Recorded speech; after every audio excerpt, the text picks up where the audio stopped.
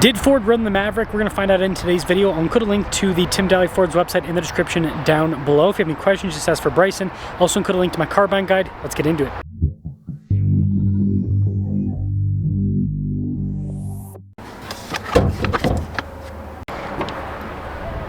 Under the hood, we have a turbo 2-liter 4-cylinder that goes through an 8-speed. Fuel economy is 21 around town, 27 on the highway. Power outputs are 238 horsepower and then 275 pound-feet of torque. I'm trying to hit 500,000 subscribers before the end of the year. I'd really appreciate it if you'd help out with that. Now the Maverick has these raised sections on either side with some decals, which is pretty cool. New C-shape headlight design, which I think looks good. And then we've got gold trim and then blacked out Ford logo. Gold recovery points and then a more aggressive approach angle in general. Well, this Tremor package looks pretty cool so far. Steering wheel setup is 235 by 65 by 17. It's gonna be hard to show on camera, but this does have a wider track as well. Tremor decal there, and then more decal here on the side, just like we have on the hood. Speaking of decals, there's another Tremor decal out back. This is unibody with independent suspension in the front and in the rear. Taking a look at the key fob, we've got our lock and unlock function, remote start. We've got the Ford logo there on the back. Now let's pop in, and you notice the tailgate itself is not dampened. Cargo sliders from the factory also have an outlet and LED lights and protection on the bed. There's more protection on the tailgate, and lifting it up, it's light. Our boxy taillights, got another Tremor badge, and then the blacked out Ford logo. The standard towing with the Tremor is 2,000 pounds. If you get the 4K tow package, 4,000 pounds. Let's pop inside. Got some kind of like bluish trim here on the door panel with more of the gold accenting. I will say these seats do have kind of a cool, rugged design. And for being such a little vehicle, you've got pretty good legroom here in the back. We also have a little storage pocket, some USBs, and a charge port. And the boxy design means we've got good headroom.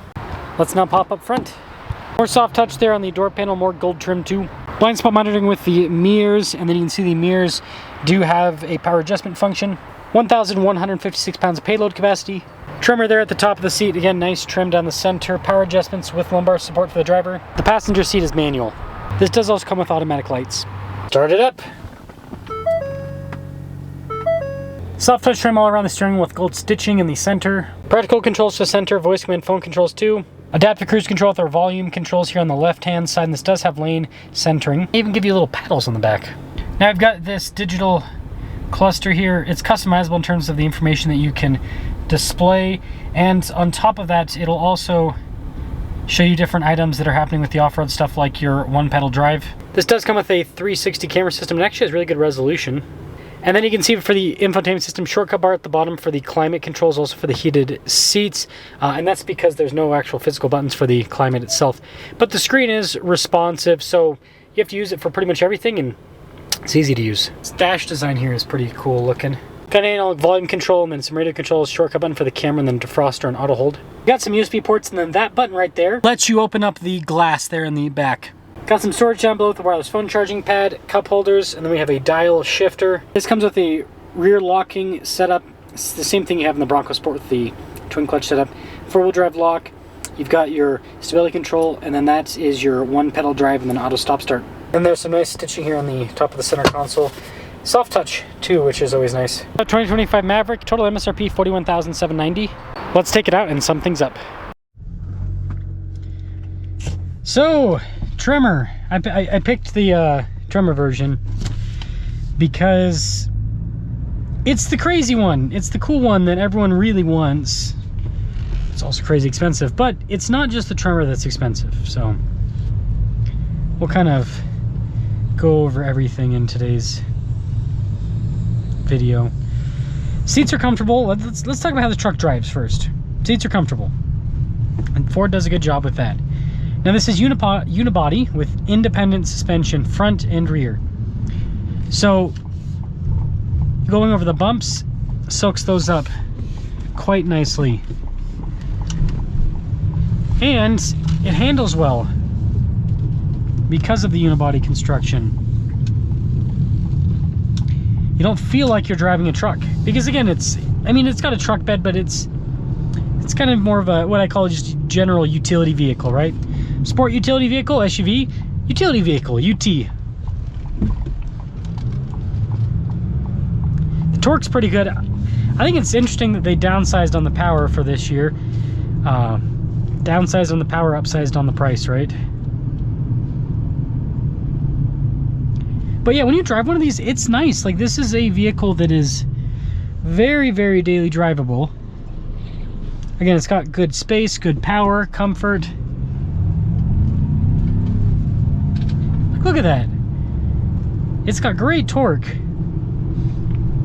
So, my complaint with the Maverick is nothing that Ford has done when it comes to the engineering. I think this is actually really cool. Like, for a little pickup truck, the utility this has in the bed, the size of the bed, the size of the cabin, the off-road capability this has, like, it is real. Like, the packaging on this is fantastic. Talk about packaging. The tires, the everything. This is a really cool product. It's too expensive. It is too expensive. When the Maverick first came out, it started out at just over $20,000. Now a base model Maverick's like 30 grand basically.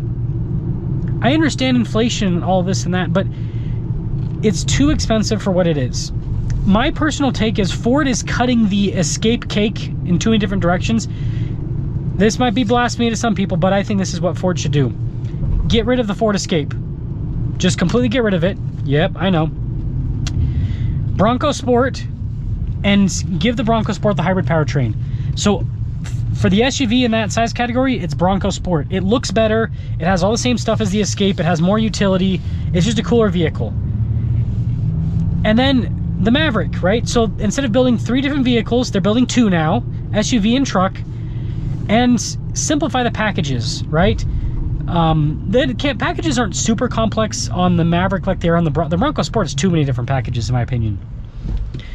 But simplify the packages, basically do base model, mid-trim, and then off-road. And offer, base model, mid-trim off-road, and then top-end off-road. Because I think that the reality is that most people buying a Maverick are going to want the off-road stuff. Most people buying a Bronco Sport are going to want the off-road stuff and the looks. So just make it all standard, combine the packaging, and then bring the price down, right? Because that would obviously streamline production, so that would allow them to have a slightly lower cost, because again, they're building 2 vehicles instead of 3. And then they would also be able to, everything would streamline the production, so they'd be able to just sell these for less. This truck right here should be like 30 to 33 grand, not over $40,000. And I know that's a huge difference in price. That is a huge difference. But you look at who's going to buy this car. This is like a young person car, right? Some older people, like, it's not like you can't buy this if you're an old. This is a great vehicle for older people too. But like, this is the type of vehicle that you buy when you're in your 20s and you want the truck capability, but you also have to drive around a lot, and so you want something that gets better gas mileage. That is, again, and the biggest thing is just affordability. Young people can't. This is a truck that doesn't really appeal to, I would say, and I'm not saying like these are old, but like people that are like 35 plus, this doesn't really appeal to them anymore. Just my personal take on that. Same with the Bronco Sport. Again, 35 plus, most people at that point have at least 1 kid, or you know, maybe they have like 10 dogs, right? There's no in between, it seems like. But either way, they're gonna want a bigger vehicle, typically, and they, you know, usually at that point people have some sort of career, they're making more money, so they can afford a bigger vehicle. So yeah, that was a little bit of a rant, but I think the Maverick is a great vehicle. The concept is amazing. Ford just got greedy, and Ford needs to get ungreedy and just simplify things. Nobody buys Escapes anymore anyway, so get rid of the Escape, simplify the lineups, and decrease the prices, and Ford will sell so many of these. If this thing as equipped was 33 grand, everyone would want one. Everyone would want one. Seriously. But at over $40,000, here's the thing, Ford, understand this. At over $40,000, everyone goes, oh, I'd rather buy a Ranger. Or I'd rather buy, or, you know, at that point, though, when they're looking at the Ranger, they're like, oh, maybe I'll look at a Tacoma. Oh, maybe I'll look at a Colorado. So if you want to keep these people as customers, that's what you got to do. Let me know if you agree or disagree.